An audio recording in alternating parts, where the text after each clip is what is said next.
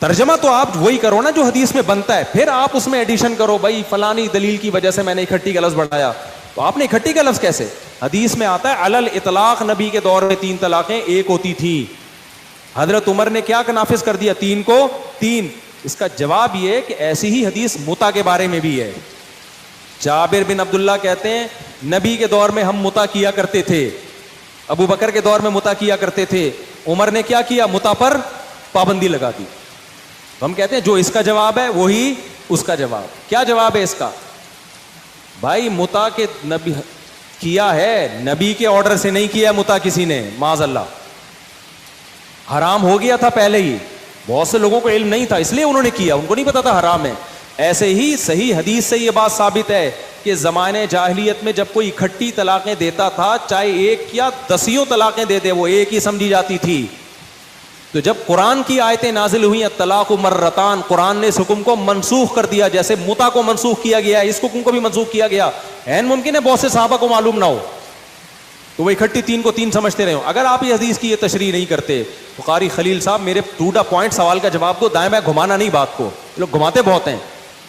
اس کا مطلب پھر یہ ہوا کہ حضرت عمر نے اللہ کے حلال کو حرام کیا ہے. پھر انہوں نے اس سے پہلے جو اعتراض کیا ہے بڑا مشہور اعتراض ہے اور یہ بار بار پیش کرتے ہیں کہ صحیح مسلم میں متع کے بارے میں بھی ایسی حدیث ہے، اس کا کیا جواب ہے؟ مفتی صاحب پوچھتے ہیں اس کا کیا جواب ہے؟ اس کا 2 جواب ہے، سنیں. پہلی بات یہ ہے کہ طلاق سے متعلق جو روایت ہے کہ عہد رسالت میں 3 طلاق ایک شمار ہوتی تھی، عہد رسالت میں 3 طلاق ایک شمار ہوتی تھی. ہم وہی ترجمہ کرتے ہیں جو اس میں ہے روایت میں. عہد رسالت میں 3 طلاق ایک شمار ہوتی تھی، اور آگے حدیث میں فوراً کیا ہے کہ عہد صدیقی میں بھی 3 طلاق ایک شمار ہوتی تھی. اس روایت میں کہیں بھی ایسا نہیں ہے، نہ کسی اور روایت میں ہے کہ یہ حکم منسوخ ہوا. سمجھ رہے؟ یعنی عہد رسالت میں 3 طلاق، وہ جو زمانے جاہلیت کی بات بیچ میں لے آیا نا، وہ زمانے جاہلیت کی بات تو الگ ہی ہے، اسلام کی بات ہو رہی ہے. اسلام نے جو لا دیا، جو قانون دیا کہ 3 طلاق جو ہے ایک شمار ہوگی، اکٹھی کسی نے دے دیا تو ایک شمار ہوگی. تو یہ جو بات ہے کہ 3 طلاق کو ایک شمار ہونا، اس کے برخلاف کوئی ناسخ موجود نہیں ہے. مفتی صاحب کی ہم بات مان لیتے ہیں کہ متع والی بات، طلاق والی بات دونوں ایک طرح سے ہے، لیکن دونوں میں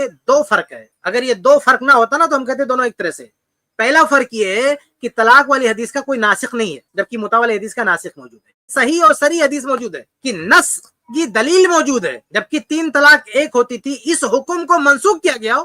یعنی اللہ کے نبی صلی اللہ علیہ وسلم کے دور میں جو 3 طلاق ایک شمار ہوتی تھی، اس حکم کو منسوخ کیا گیا. اس کی کوئی نص، کوئی دلیل موجود نہیں ہے کہ یہ منسوخ کیا گیا، جبکہ متع کے بارے میں ناسخ موجود ہے. مفتی صاحب بھی انکار نہیں کر سکتے. تو بھائی جس کے بارے میں ناسخ موجود ہے اور جس کے بارے میں ناسخ موجود نہیں ہے، دونوں کو آپ ایک جیسا کیسے کر سکتے ہیں؟ تو طلاق کے بارے میں ناسخ موجود نہیں ہے، اس لیے وہ حکم برقرار رہے گا، اور متع کے بارے میں چونکہ ناسخ موجود ہے اس لیے وہ حکم برقرار نہیں رہے گا. سمجھ رہے ہیں؟ پہلی بات. دوسرا پوائنٹ یہ، دوسرا جواب یہ ہے کہ عمر رضی اللہ تعالیٰ عنہ نے جو طلاق کے بارے میں جو قانون بنایا تھا کہ کسی نے 3 طلاق اب دے دیا تو ہم اس کا قصہ ختم کر دیں گے، یہ ان کا اپنا سیاسی اجتہاد تھا. یہ فیصلہ ان کا کسی نص کی بنیاد پہ نہیں تھا، بلکہ مسلم میں باقاعدہ مینشن ہے کہ اس میں گنجائش تھی. وہ نص کی طرف اشارہ کر رہے ہیں کہ گنجائش تھی لیکن یہ ختم کی جا رہی گنجائش تھی لیکن انہوں نے ختم کی. اس میں جو اعتراض ہے نا مفتی صاحب کا کہ وہ کون ہوتے ختم کرنے والے، آگے ہم اس کا جواب دے رہے ہیں. لیکن یہ ذہن میں رکھیں کہ عمر رضی اللہ تعالیٰ عنہ نے طلاق کا جو لا لائے، قانون لے کر آئے، وہ ان کا سیاسی اجتہاد تھا. لیکن متع کے بارے میں جو منع کیا، روکا، یہ ان کا اجتہاد نہیں تھا، یہ نص تھی. یعنی وہ حدیث کی روشنی میں کہا کہ یہ شریعت میں گنجائش ہی نہیں ہے، یہ آپ ایسا نہیں کر سکتے. تو جب حدیث کو لے کر، شریعت کو لے کر، یہ ان کا شرعی فتویٰ تھا، بلکہ شرعی فتویٰ بھی نہیں، حدیث کی اتباع تھی، ان کا یہ اتباع تھا، کوئی اجتہادی فتویٰ نہیں تھا، یہ کوئی اجتہاد تھا ہی نہیں. یعنی متع سے جو منع کیا یہ عمر رضی اللہ عنہ کا اجتہاد تھا ہی نہیں، نہ سیاسی نہ فقہی کسی لحاظ سے. یہ تو ڈائریکٹ حدیث کی اتباع ہے، حدیث کی پیروی ہے. جب جو ہے حدیث موجود ہے کہ متع جو ہے بند ہو گیا ہے، اس کو منع کر دیا گیا، تو اب اس پہ عمل نہیں ہو سکتا.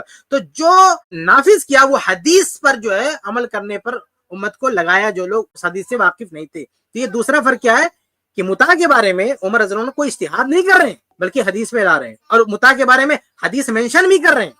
چنانچہ ابن ماجہ کی روایت میں اجازت تھی ثم حرمها، پھر اسے حرام کر دیا گیا. تو آپ دیکھیں اس میں عمر رضی اللہ تعالیٰ کے جو الفاظ ہے کہ یہ متع حلال تھا اور حرام کر دیا گیا، तो हलाल और हराम ये दोनों मंसूब करें शरीयत की तरफ कि शरीयत में ऐसे ही है, लेकिन तलाक के बारे में वो इज्तिहाद करे कि नहीं शरीयत में तो है 3 की गुंजाइश की 1 होगी, लेकिन ये गुंजाइश खत्म की जा रही है, हम इसको नाफिज कर रहे हैं क्योंकि लोगों ने इसमें जल्दबाजी की वजह भी बता रहे हैं कि जल्दबाजी कर रहे हैं लोग, तो उसका मतलब ये कि बहुत ज्यादा तलाक दे रहे हैं। तो मुफ्ती साहब इसका 2 जवाब है, मैं फिर से शॉर्ट में दोहरा देता हूँ। पहला जवाब ये है कि तलाक की हदीस का कोई नासिख मौजूद नहीं है, मुता की हदीस का नासिख मौजूद है, ये दोनों में फर्क है। दूसरा जवाब ये है कि तलाक वाले केस में उमर रजी अल्लाह तआला का जो फैसला था वो इज्तिहादी सियासी इज्तिहाद था, लेकिन मुता के बारे में उमर रज़ियल्लाहु का जो फैसला था वो इज्तिहाद पर मबनी नहीं था, वो डायरेक्ट नस पर मबनी था। इसका मतलब ये निकलता है कि तलाक से मुतल्लिक शरीयत का असल जो हुक्म है वो कुछ और है और वो मनसूख नहीं हुआ है, लेकिन मुता के बारे में जो हुक्म है वो मनसूख हो चुका है। इसलिए उमर रजी अल्लाह तआला ने जो मुता के बारे में फैसला किया वो नस पर उम्मत को लाया है, वो क़यामत तक वैसे ही रहेगा। लेकिन तलाक के बारे में उमर रजी अल्लाह ने जो इज्तिहाद किया वो सियासी पॉलिटिकल सियासी और एक सरकारी फरमान था, इसलिए वो शरीयत की हैसियत नहीं रखता, वो एक कानून की उसकी हैसियत है, शरई हैसियत नहीं, कानूनी हैसियत है। जब तक वो कानून है, जब तक वो लॉ है, ठीक है। तो ये दोनों में जो है फर्क है। अब आगे बढ़ते हैं, जो इन्होंने ये कहा कि उनको क्या इख्तियार है कि शरीयत बदल दिया, तो हम इनसे सुन लेते हैं, फिर इंशाल्लाह हम उस पर आते हैं। चलिए, इस क्लिप की फुल वीडियो देखने के लिए हमारे चैनल पर जरूर आएं। iPlus TV ने एक नया YouTube चैनल शुरू किया है जिसका नाम है iPlus TV इख्तिलाफ का हल। इस चैनल पर सिर्फ इख्तिलाफी मसाइल पर वीडियोस आएगी, लेकिन दलाइल के साथ और भाईचारगी के साथ। आपको मैं दावत देता हूं कि आप भी हमारे इस चैनल को सब्सक्राइब करें, हमारी वीडियोस को शेयर करें और नोटिफिकेशन आइकन को ऑल सेलेक्ट करें ताकि आपको हमारी वीडियोस का नोटिफिकेशन मिल सके। जज़ाकल्लाहु खैर, वस्सलाम अलैकुम रहमतुल्लाह।